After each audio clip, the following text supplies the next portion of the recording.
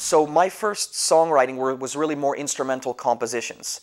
You know, I was always into keyboards, I was always into sequencing, so I would make these, you know, it was, I guess, songwriting, but it wasn't with lyrics. I first started wanting to produce hip-hop, so when I was in the Bay Area, I guess the first technical songs that I wrote were ones where I had a beat and then, you know, a rapper would come in and write raps to that, and then it became a full song with vocals. So, you know, I guess, and then from there, from hip-hop, then I went more into pop and R&B. When you have the tenacity, you know, there's only so much that you can really control in the universe. And as a producer, you know, you're kind of trying to control the song. You're trying to get it to its highest level. You're trying to get the best vocal performance. You're trying to make sure, you know, it's as concise as possible. Let's cut out this section. How will it impact somebody? How can I take them on the emotional ride and keep it concise? You're doing all these things to refine the song. But sometimes, you know, when you can be too obsessed with it.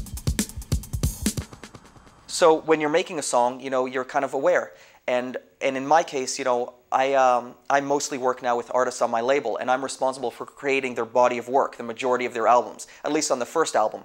So an artist still today, you know, yes, they want their singles, but it's a reflection of who they are. So a great body of work is going to be made that's not for the radio and is going to tell their story and is going to be a reflection of them. So it's my, you know, job, my goal as a producer to help them tell that story. So a lot of times when we're in the studio, we know, okay, this is not going to be your first or second single, but this is going to be an important record.